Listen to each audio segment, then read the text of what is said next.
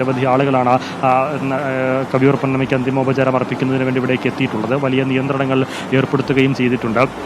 12 മണിവരെയാണ് കളമശ്ശേരിയിലെ പൊതുദർശനം. അത് കഴിഞ്ഞ് ആലുവയിലെ വസതിയിലേക്ക് കൊണ്ടുപോകും. 4 മണിവരെ അവിടെയും പൊതുദർശനമുണ്ടാകും. അവിടെയും ചലച്ചിത്ര താരങ്ങൾ ഉൾപ്പെടെ സിനിമാ പ്രവർത്തകർ ഉൾപ്പെടെ പൊതുജനങ്ങൾ ഉൾപ്പെടെ എത്തുമെന്നുള്ളതാണ് പ്രതീക്ഷിക്കുന്നത്. ബന്ധുക്കൾ ഉൾപ്പെടെ എത്തുമെന്നുള്ളതാണ് പ്രതീക്ഷിക്കുന്നത്. അവിടുത്തെ പൊതുദർശനം കഴിഞ്ഞ് വൈകുന്നേരം 4 മണിക്കാണ് സംസ്കാര ചടങ്ങുകൾ നിശ്ചയിച്ചിട്ടുള്ളത്.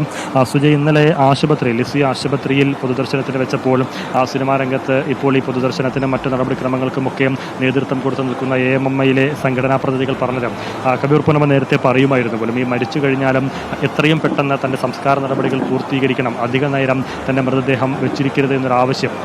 അത് കഴിയുമെങ്കിൽ 6 മണിക്ക് മുമ്പ് തന്നെ മരിക്കുന്ന ദിവസം 6 മണിക്ക് മുമ്പ് തന്നെ സംസ്കാര നടപടികൾ പൂർത്തിയാക്കണമെന്നൊരാഗ്രഹം കൂടി കവിയൂർ പൊന്നമ്മ പങ്കുവച്ചിരുന്നതായി ഇന്നലെ തന്നെ ബിനുമോഹൻ ഉൾപ്പെടെ പല താരങ്ങളും നമ്മൾ സംസാരിക്കുമ്പോൾ ഉണ്ണികൃഷ്ണൻ ഉൾപ്പെടെയുള്ളവർ പറഞ്ഞിരുന്നു. പക്ഷേ ഇന്നലെ മരണം സ്ഥിരീകരിച്ചത് 5:33 വൈകിട്ട്. അതുകൊണ്ട് തന്നെ ആ അർത്ഥത്തിൽ 6 മണിക്ക് മുമ്പ് സംസ്കാര നടപടികൾ പൂർത്തീകരിക്കുക പ്രായോഗികമല്ല. അതുകൊണ്ടാണ് ഇന്നലെ ആശുപത്രിയിൽ പൊതുദർശനം വെച്ച് പരമാവധി ആളുകൾക്ക് ആശുപത്രി ജീവനക്കാർക്കുൾപ്പെടെ അവിടെ കാണാനുള്ള അവസരം. അതിനുശേഷം ഇന്നിപ്പോൾ പൊതുജനങ്ങൾക്ക് വേണ്ടി കളമശ്ശേരി മുനിസിപ്പൽ ടൗൺ ഹാളിൽ പൊതുദർശനം, പിന്നീട് വീട്ടിൽ വൈകുന്നേരം 4 മണിയോടുകൂടി സംസ്കാരം. ആ രീതിയിലാണ് ഇപ്പോൾ കാര്യങ്ങൾ ക്രമീകരിച്ചിരിക്കുന്നത്.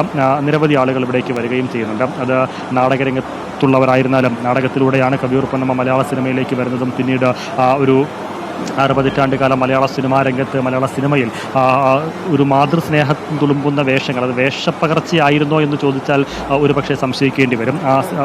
ഒരു അമ്മ വാത്സല്യം എങ്ങനെയാണോ കവിയൂർ പൊന്നമ്മ ആളുകളോടൊക്കെ പ്രകടിപ്പിക്കുന്നത്, അത് സിനിമയിലും ആ രീതിയിൽ ജീവിക്കുകയായിരുന്നു അവർ എന്നുള്ള കാര്യത്തിൽ സംശയമില്ല. അവരോടൊപ്പം ജീവിച്ചിരുന്ന ആളുകൾ അല്ലെങ്കിൽ അവരോടൊപ്പം അഭിനയിച്ചിരുന്ന ആളുകളും ആ രീതിയിൽ തന്നെയായിരുന്നു ആ ഒരു വാത്സല്യത്തെ ഏറ്റുവാങ്ങിയത്. പഴയ തലമുറയിലെ താരങ്ങളുടെയും പുതിയ തലമുറയിലെ താരങ്ങളുടെയും ഒക്കെ പല തലമുറകളുടെയും ഒരമ്മയായി സിനിമയിൽ അഭിനയിച്ചു. അതിനപ്പുറത്തേക്ക് സിനിമയ്ക്ക് പുറത്തും ആ രീതിയിൽ ഒരു അമ്മ വാത്സല്യം ഏതു രീതിയിൽ ഉണ്ടോ, ഒരു മകൾ മാത്രമാണ് കവിയൂർ പൊന്നമ്മയ്ക്കുള്ളത്. പക്ഷേ ജന്മം കൊണ്ട് ഒരാൾക്ക് മാത്രമാണ് പിറവി നൽകിയതെങ്കിലും ബാക്കി എല്ലാവരും അല്ലാതെ സ്നേഹം കൊണ്ടും വാത്സല്യം കൊണ്ടും അവരെയൊക്കെ മകളെപ്പോലെ മകനെപ്പോലെ അങ്ങനെ മക്കളെപ്പോലെ ചേർത്ത് പിടിച്ചിരുന്ന കവിയൂർ പൊന്നമ്മ ആ ഒരു സ്നേഹ വാത്സല്യം കൂടി നഷ്ടപ്പെടുന്നതിലൊരു നഷ്ടബോധം കൂടി പലർക്കുമുണ്ട് എന്നുള്ളതാണ് ഏറെ പ്രധാനം. അതുകൊണ്ട് തന്നെയാണ് ദൂരദേശങ്ങളിലും വിദേശത്തായിരുന്ന താരങ്ങൾ ഉൾപ്പെടെ മമ്മൂട്ടിയൊക്കെ വിദേശത്തായിരുന്നു, ഇന്നലെ രാത്രിയാണ് എത്തിയത്.